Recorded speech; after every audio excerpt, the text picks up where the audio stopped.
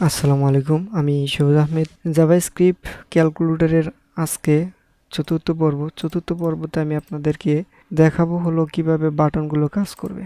তো আমি এখানে একটু পরিবর্তন করেছি, আমি নিজের মতো ডিজাইন করেছি, এগুলো আপনাদের দেখানো হয়নি। তো আমি দেখিয়ে দিচ্ছি এগুলো আমি কি করেছি। এখানে এই যে বর্ডার দিয়েছি 10 পিক্সেল এবং ফন্ট সাইজ দিয়েছি 30 পিক্সেল। এখানে যে ক্যালকুলেটরের যে বাটনগুলোর ফন্ট সাইজ 30 পিক্সেল দিয়েছি এবং এখানে দেখতে পাচ্ছেন একটা টেক্সট বক্সটা একটু 90% করে দিয়েছি এবং এটার বর্ডার দিয়েছি 5 পিক্সেল। আমি এখানে আপনাদের দেখিয়ে দিচ্ছি। এখানে হলো আমি যেটা করেছি সিএসএস এর ভেতরে, এই যে আপনার ফর্মের উইথটা আমি 360 পিক্সেল দিয়েছি, এখানে চেঞ্জ করেছি এবং একটা বর্ডার দিয়েছি 10 পিক্সেল সলিড এবং গ্রিন সেটা। এবং এখানে স্ক্রিনের উইথটা আমি 90% করে দিয়েছি এবং ফন্ট সাইজটা করে দিয়েছি 50% এবং টেক্সট অ্যালাইন করে দিয়েছি হলো রাইট। ঠিক আছে, আমাদের নর্মালি লেফট থেকে লেখাগুলো শো করে, আমি এখানে রাইট করে দিয়েছি শর্টকাটে এবং কালার দিয়েছি ইয়েলো এবং এই চারটাকে ধরেছি এবং 20 পিক্সেল নিচে নামতে বলেছি। ঠিক আছে, এটা আমি করেছি এবং এই যে বাটনের প্যাডিং আমি 5 পিক্সেল দিয়েছিলাম, এটা তো আগে দেখিয়েছিলাম এবং কালার গ্রিন দিয়েছি, ফন্ট সাইজ দিয়েছি 35 পিক্সেল। এটাই মূলত আমি করেছি, যার ফলে এরকম স্ক্রিনটা আসছে। ঠিক আছে, তো আমি এখন আপনাদেরকে জাভাস্ক্রিপ্টের কিছু ফাংশন দেখাবো, যেগুলোর মাধ্যমে আমরা এই সবগুলো কি এই স্ক্রিনের ভেতরে উঠাইতে পারবো। এখন কিন্তু আমরা উঠাইতে পারছি না, তো এই পর্বতে আমরা সবগুলো বাটন স্ক্রিনে শো করাবো। ঠিক আছে, চলুন শুরু করা যাক, দেখি কিভাবে আমাদের স্ক্রিনের লেখাগুলো কিভাবে স্ক্রিনে উঠানো যায়।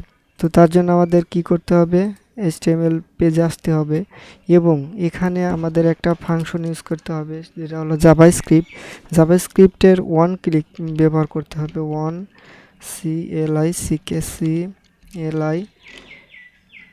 আচ্ছা, ওয়ান ক্লিক ইকুয়াল এর ভেতরেই আমি কি করব, আমি হলো এই যে একটা ক্যালকুলেটর নামে একটা ফর্ম নিয়েছি। ঠিক আছে, এই ক্যালকুলেটর ফর্মের ভেতরে আমি কি করব, ক্লিক করার ফলে আমার যে এই স্ক্রিন যে নিয়েছিলাম এই স্ক্রিনের ভেতরে, ঠিক আছে, যে এটার ভেতরে ডট দিয়ে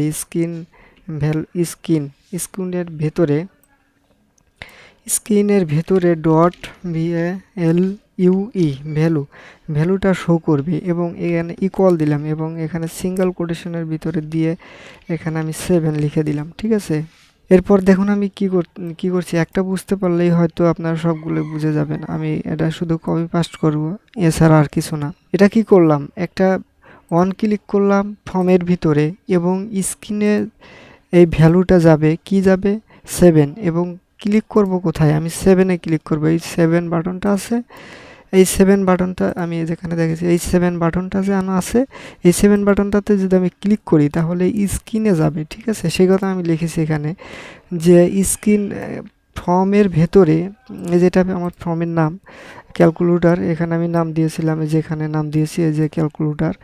এই ফর্মের ভেতরে যে স্ক্রিন আছে, ঠিক আছে, এই স্ক্রিনের ভেতরে ভ্যালু যাবে 7। ঠিক আছে, আমি যখনই ক্লিক করব, একটা 7-এ যখন ক্লিক করব তখনই এই 7টা স্ক্রিনের ভিতরে শো করবে। তো চলুন দেখি যাক আমাদের আসলে কাজ করে কিনা, ভ্যালুটা কাজ করে কিনা।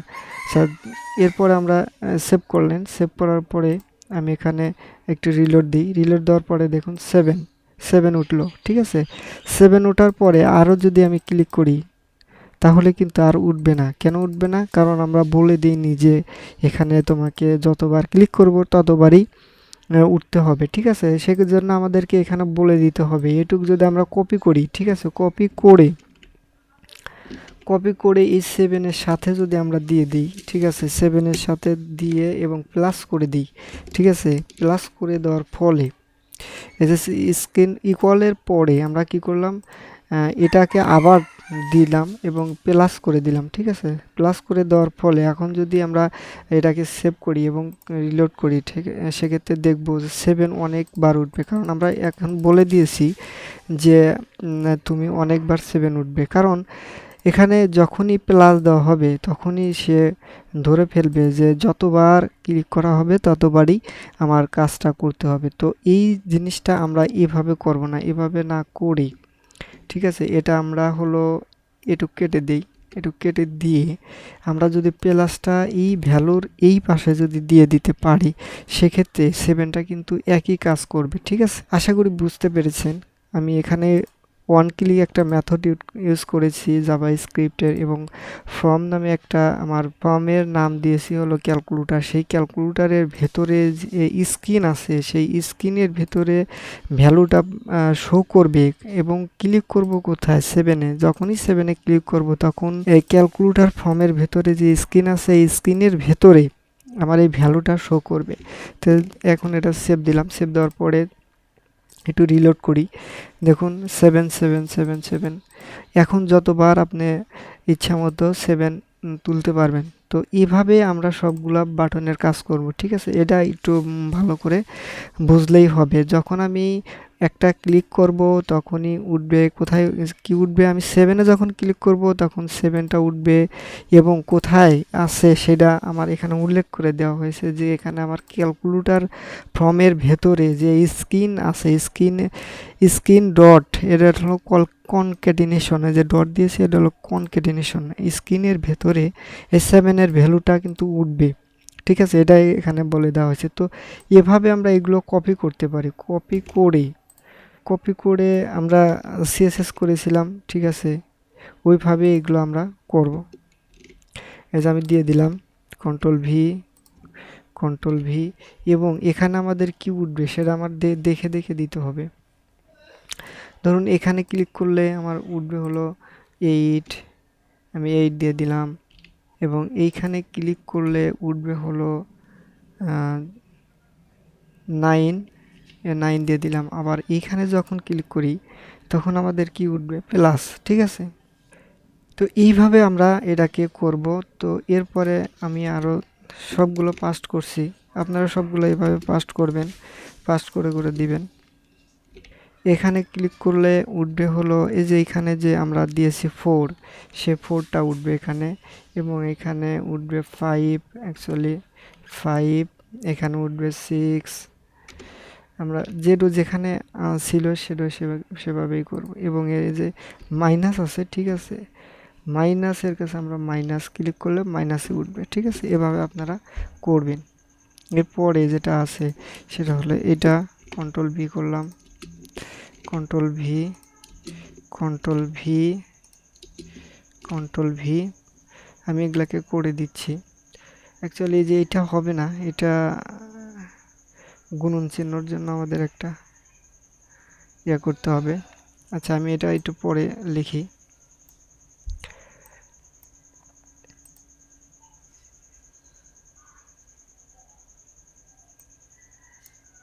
আচ্ছা ঠিক আছে, এখনই লিখলাম, সমস্যা নেই। এটা লিখলাম, এটা কন্ট্রোল ভি করলাম, এবং এই ভাগটার জন্য আমরা কন্ট্রোল ভি করলাম, ঠিক আছে। এই যে ইকুয়ালের জন্য জাভা স্ক্রিপ্টের মেথড আছে, আমি দেখাচ্ছি একটু পরে। তো এরপরে এই যে এখানে আমরা এগুলা চেঞ্জ করে দিব। এটার মান হলো 1, এটার মান হলো 2, এটার মান 3। এই যে এখানে এগুলো দেখে দেখে আপনারা করবেন, ঠিক আছে। আর এটার মান হলো স্টার, ঠিক আছে, স্টার। অ্যাকচুয়ালি এটার জন্য একটা মেথড ইউজ করতে হবে আমাকে, আমি এটা এখন দেখাচ্ছি না, পরবর্তী টিউটোরিয়ালে দেখাচ্ছি। তো এইভাবে আমরা সব লেখাগুলোকে কিন্তু উঠিয়ে ফেললাম। দেখুন আমাদের এই এখানে রিলোড করি, রিলোড করার পরেই দেখুন 7 7 8 8 যতগুলা চাচ্ছি আমরা ততগুলা ইউজ করতে পারবো। এটাকে রিলোড করি, রিলোড করে দেখে 1 2 3 4 5 6 7 8 9 0 ডট, এখানে ডটটা স্ক্রিনে ধরছে না, ডট, সরি এখানে 7ই দেওয়া আছে, এই জন্য এখানে যে এখানে দেখুন এখানে যা কিন্তু দেওয়া থাকবে সেটাই কিন্তু উঠবে। যেখানে আপনারা দেখে দেখে দিবেন, এখানে 0 ডট, ঠিক আছে, এগুলো দিয়ে দিবেন। এখানে আমি দিয়ে দিচ্ছি 0 এখানে ডট, এখানে দিয়ে দিবেন হলো ভাগ চিহ্নটা। ঠিক আছে, আমি ভাগ চিহ্নটা দিয়ে দিলাম। ভাগ চিহ্নটা দেওয়ার পরে দেখুন এবার কিন্তু আমাদের, এবার রিলোড করলি এবং ডটের কাছে ডটই কিন্তু উঠছে, এবং ইকুয়ালের আমরা কাজ করিনি, যার কারণে ইকুয়াল উঠবে না, এবং ভাগ এবং গুণনের কাজ আমরা করিনি, যার কারণে গুণন উঠবে না। মাইনাসের কাজ করেছি, ঠিক আছে, মাইনাস উঠবে। প্লাসের কাজ করেছি, প্লাস উঠবে। এবং ব্যাক স্পেসের কাজ করিনি, সি কাজ করিনি, সি কাজ করিনি, রুটের জন্য কাজ করিনি। তো পর্ব এ পর্যন্তই, আশা করি বুঝতে পেরেছেন। না বুঝতে পারলে অবশ্যই কমেন্ট করে জানাবেন। আর আমার টিউটোরিয়াল যারা দেখছেন অবশ্যই থ্যাংক ইউ। যারা এই পর্বই প্রথম দেখছেন, এর আগের পর্বগুলো দেখেননি, আমি সাজেস্ট করব যে আপনারা এগুলো দেখে আসেন, আমি কিভাবে এগুলো করেছি। ঠিক আছে, বাটনগুলো নিয়েছি কিভাবে, এবং কিভাবে এর কালার দিয়েছি, ব্যাকগ্রাউন্ড দিয়েছি, এর বাটনের উইথ হাইট নিয়েছি। ঠিক আছে, এগুলো আপনারা দেখে আসেন, দেখে আসলে এই টিউটোরিয়ালটা হয়তো বুঝতে পারবেন। তাছাড়া এই টিউটোরিয়ালটা বোঝা অনেক কষ্টকর হয়ে যাবে। তো এ পর্ব এখানেই শেষ। Thank you for watching my video. আশা করি বুঝতে পেরেছেন। বুঝতে না পারলে অবশ্যই কমেন্ট করে জানাবেন।